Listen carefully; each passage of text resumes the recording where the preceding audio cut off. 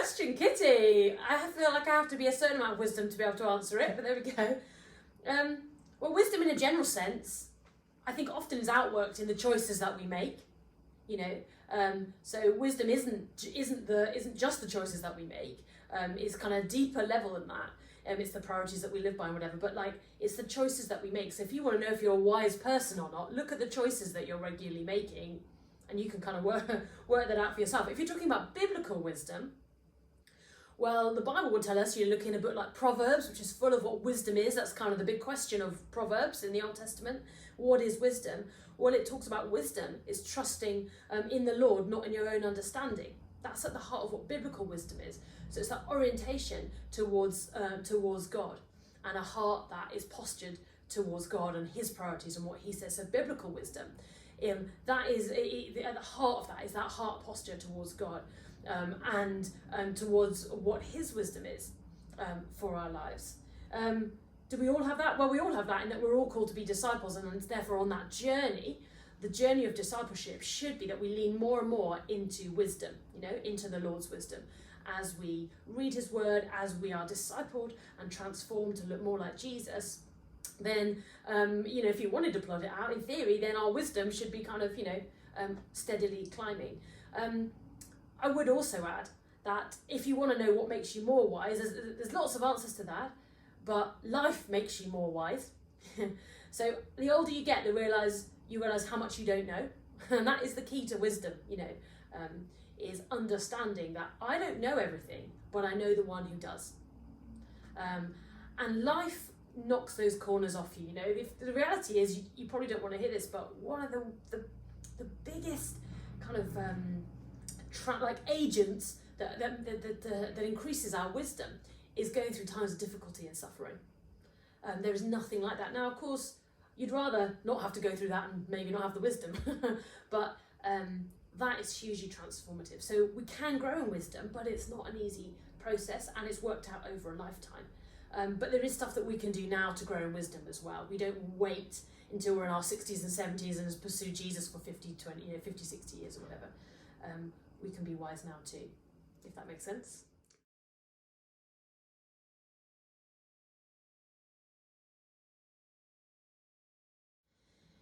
Yeah, well, as I said, I think if the key to wisdom is understanding that I don't know everything, but I do know the one who does, have that written on your mind, on your forehead, on your room, or in your digs or whatever, you know. That is key, and if you can learn that early on, then age isn't a predeterminant to wisdom. You get lots of foolish old people, lots of wise ones too, and a lot of them in our church. And I know many of you students, you guys are wise beyond your years too. So don't let that be kind of a confidence issue that you haven't, you know, that you're young and maybe you're new in leadership. I think a key thing, some top tips if I can offer to help you to lead is kind of building on that idea of what biblical wisdom is I don't know everything. That is so key. As a leader, you don't need to know everything, you know, and it's okay to say, I don't actually know that. It's okay to make mistakes. You know, I'm sorry, I've really stuffed that up then. Sorry, I'm learning too how to lead a small group for the first time. I probably shouldn't have asked such a random question in that moment, or whatever it is, you know. It's okay, like, I've grown in wisdom as a leader, but I've been leading all that time, and I might look back and think, oh gosh, really? But God is gracious, like he uses us. So don't let that put you off. But this mantra, I do not know everything, is really key, I think, in allowing yourself to be that work in progress. And that is at the heart of wisdom itself, is realising that you don't have to know everything, you don't always have to be right, but you, as I said in my last tape, you know, if you are, all we're asking of leaders in our church is to be heading towards Jesus, being disciples of Jesus, and taking other people on that journey and sharing what you learn as you go.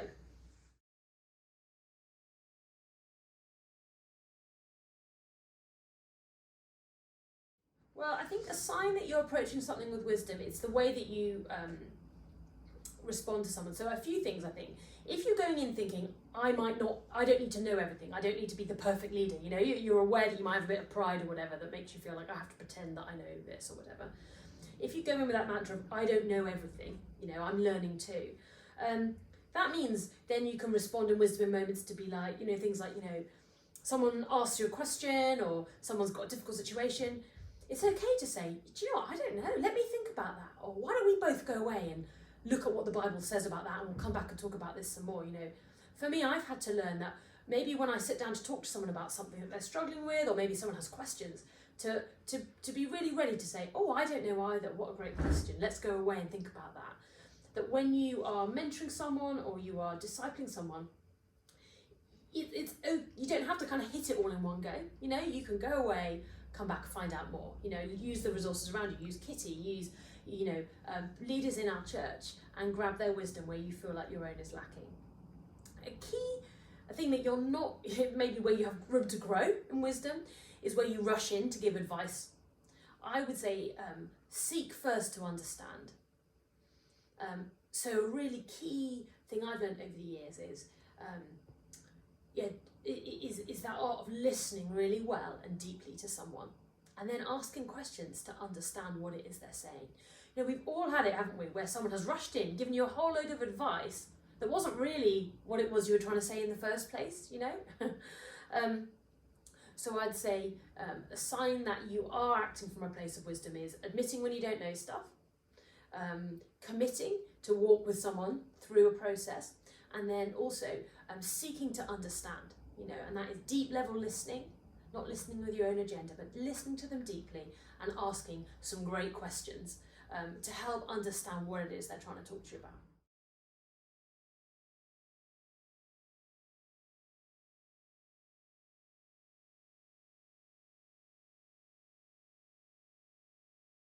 Well, sometimes I think at the heart of it is knowing our stuff. So sometimes as a leader, like I've responded in a moment to someone in my group, like, someone says something, they really rubbed me up the wrong way or whatever. Listen to what provokes you, like at the heart of leadership and wise leadership, just within yourself, is knowing what provokes you. Why did that person irritate me at the moment? Why was that? Because they made me look like less of a leader? Was that because I had this pride thing going on that made me think I had to come across in a certain way or whatever? That's in terms of our own response when we, listen to what responds to you and use that as an opportunity to grow in your own discipleship to Jesus. In terms of kind of rushing in or wanting to know whether to give advice or anything, I come back to this idea of seeking to understand. And actually our role as leaders isn't just to offer advice, I've learned over the years, that's kind of often the quickest thing to do, is to offer advice. It's not always the best thing to do, and I'll tell you why, because advice, oh, I've done this, just do that or whatever. Often we do it instead of really listening deeply to what they're saying.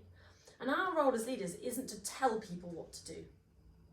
It's to point them towards Jesus and to show them that the choices that they've got. So if someone's discussing an issue that they're going on, maybe I'll pick one up, like maybe they're really not getting on with their housemates and they're finding that really difficult, just as an example, and they throw that out there in the room. You could just give them a bit of advice or whatever, in the moment, or you could just say, well, just forgive them or whatever. That often doesn't really kind of work, because people will, they'll either not listen to your advice, which makes it awkward. Maybe the advice wasn't right for the moment because you've not listened. It kind of feeds you as a leader. It's easy as a leader to end up with some kind of saviour complex, messiah complex. You feel like my role is to dish out the advice like a Christian agony aunt, and I save people from the difficult situations that they're in. No, they have a saviour, and it's Jesus, it's not you. Your role as a leader, in those kind of environments, someone comes to you, they're struggling with this problem, they're not getting on with their housemates, is to listen deeply what's going on, and then together ask questions that help them look at what choices do they have in that moment. So what choices are available to them in that moment, and which of those choices put them on a path of discipleship towards Jesus, and which of those choices actually are putting them away. It might be your role as a leader to shine a light where they are making some choices that are really bad choices in the moment. I'm not saying that you don't confront or you don't point out where there's some really bad choices being made. But your role as a leader isn't just to tell someone the choice that you would make in that moment. It's to allow them to discover for themselves what options are available to them. And then they take responsibility for that choice that they then make. And that means if they just take your advice, say they go away and you tell them to go and, go and throw a party of your housemates and it'll make it better. Say they go and do that and it's a disaster. They then blame, who do they blame? They blame you. Because the reality is when we're leading people, there's a tendency when we're the leader, people sometimes like to make us like their parent, you know? We make the choices for them, they're the child, they go away, you know, this is between grown-ups, but you know, they pretend to kind of make you as kind of a pseudo-parent. You then, as the child, go away, you do what they told you to do, and then if it doesn't work the way you wanted to, you've got someone to blame, you can blame them, the person that gave you the advice. That's what happens all the time in Christian leadership. People love to have someone to blame because they don't want to look inside themselves and say, oh, maybe that was actually my thing in that moment. So if instead we see that our role as leaders is to facilitate people to see what choices they have and which of those choices, those options are close to the heart of Jesus in that moment, and then to help someone to take responsibility to make that choice. That means when they then make that choice and when they do something, they own it themselves, you know, because they've thought of it themselves, they own it themselves, and they're more likely to go and then actually bring change in that moment, if that makes sense.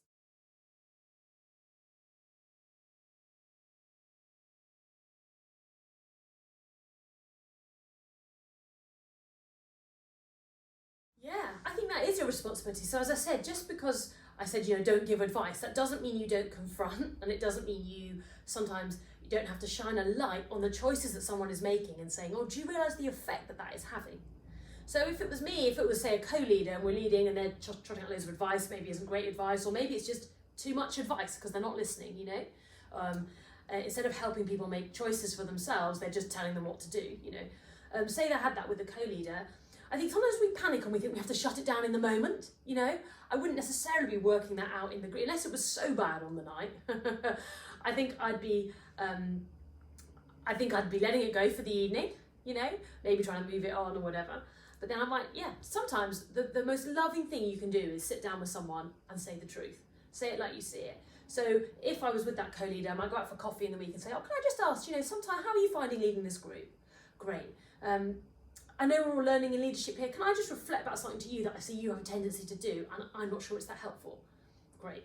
Well then, and then you might point it out. And you know, some of the hardest conversations that I've had have actually been out of the most loving thing, because I want people to love that person. You know, we want that person to grow in that group, to grow as a leader. So sometimes having that more challenging conversation, that difficult conversation, more complex conversation, you do it out of a place of love. You know, maybe saying to someone, hey, you know how you're always like really, really late every week? That really disrupts the group. Actually, I'm doing that out of a place of love because everyone else is finding them annoying. So me taking the time to actually tell them and say it nicely is actually doing right by them, you know? So I think having those difficult, challenging conversations, and there's a whole load of stuff you can do, and I could do a whole talk on how to have those conversations well. I've given you a few ideas, but that's a whole other talk, which I'm willing to do another time. But being brave enough as a leader to have those conversations, but do it by asking questions first to work out what's going on. You know, it might be that your co-leader is really insecure, really struggling leading. So if you go in and you say, oi, you're doing this thing and it's really annoying, they might be crumbling inside and never lead again. So you said you'd go for coffee, ask them some questions first, find out how they're finding leading, what they're struggling with. And then often, often I find when I'm talking to someone, they realise maybe they're doing it already, you know, often. And you're just able to kind of shine the light on them and give them an opportunity to talk about what's going on.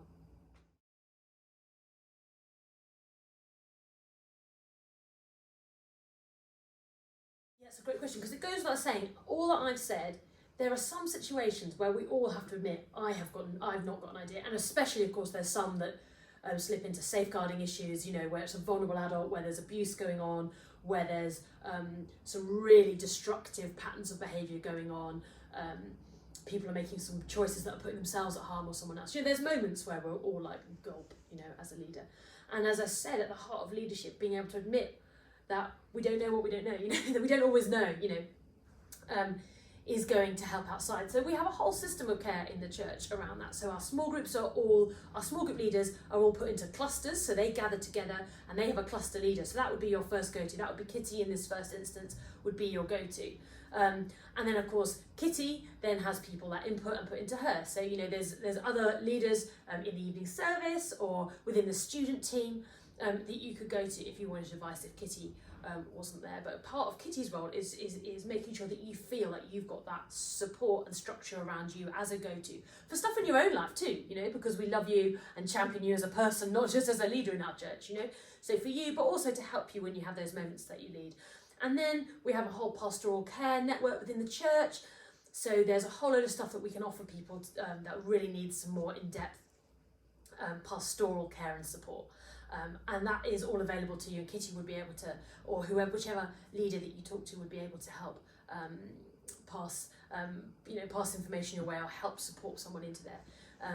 So really difficult pastoral situations can get, we can come around you as a church and help in those moments.